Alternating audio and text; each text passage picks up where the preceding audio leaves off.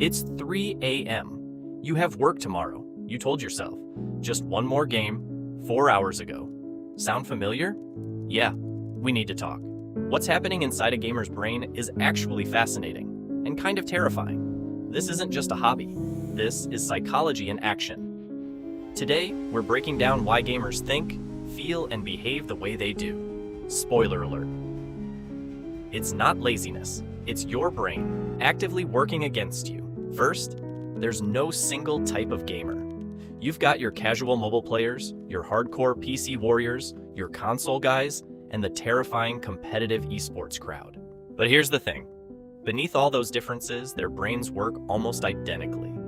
And that brain, it's been very carefully hijacked. Game designers literally study psychology to make their games as addictive as possible. They're not your enemies, but they are definitely not your friends either. It starts with dopamine, the brain's reward chemical. Every time you level up, score a kill, or hear that satisfying ding, your brain drops a little hit of it. This is the same chemical that fired when your caveman ancestors found food. Your brain literally cannot tell the difference between real and virtual rewards. And designers know this. That's why loot boxes exist. Random rewards are more addictive than guaranteed ones. It's casino psychology installed right in your living room. Psychologist B.F. Skinner showed that unpredictable rewards create the strongest behavioral habits. He proved it with rats. Game companies proved it with your wallet. The rat pressed the lever thousands of times, hoping for a pellet. Sound familiar? Yeah, we are all just very expensive rats. Expensive, sleep-deprived rats. But random rewards aren't alone. Progress bars are just as powerful. That XP bar filling up, your brain gets a dopamine drip with every single pixel. Brilliant design. Evil genius. This is why gamers say 5 more minutes and 3 hours vanish. When dopamine is flowing, your brain's sense of time completely falls apart. Psychologists call this the flow state, total absorption in an activity. Games are specifically engineered to trigger it. It feels incredible. That's precisely the problem. Real life is messy and often unfair. Games have clear rules. You put in effort, you get rewarded. Every single time. Your brain finds that contrast almost irresistible. Psychologists call this escapism, using an activity to avoid stress or negative feelings. And gamers are world champions at it, literally and figuratively. In real life, you might be invisible. In the game, you're a legendary hero with thousands of hours of proof.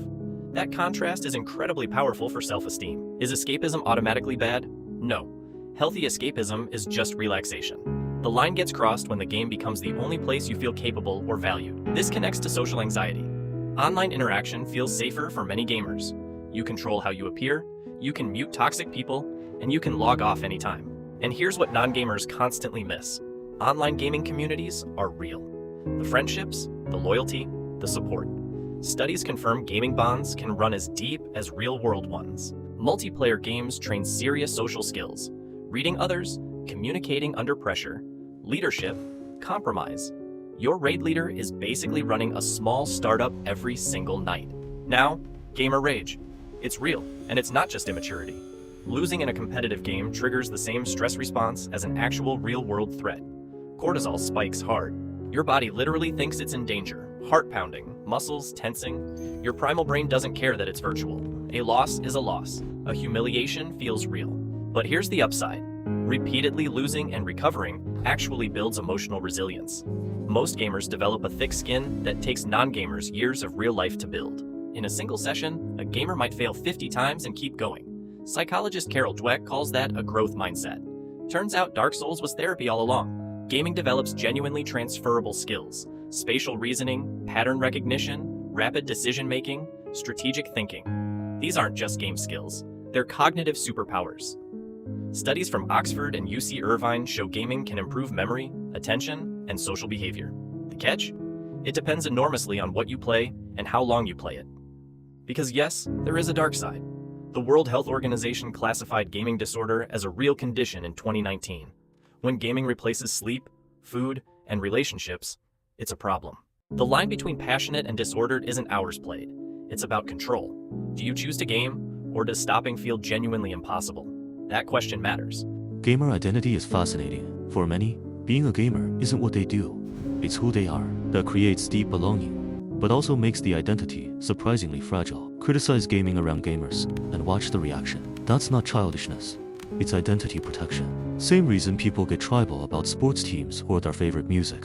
This identity starts young. For many, games shaped how they processed failure, achievement, and competition during the most critical developmental years of their entire life. Brain scans show real differences in long-term gamers: enhanced visual processing, faster reaction time, stronger prefrontal activity during complex decisions. The brain literally adapts to gaming. This is why military and medical fields actively recruit gamers. Surgeons who game regularly make measurably fewer errors. Drone pilots with gaming backgrounds significantly outperform others. Stay calm under pressure. Analyze fast. Adapt constantly. Never stop learning. The gamer mindset is incredibly valuable outside the game.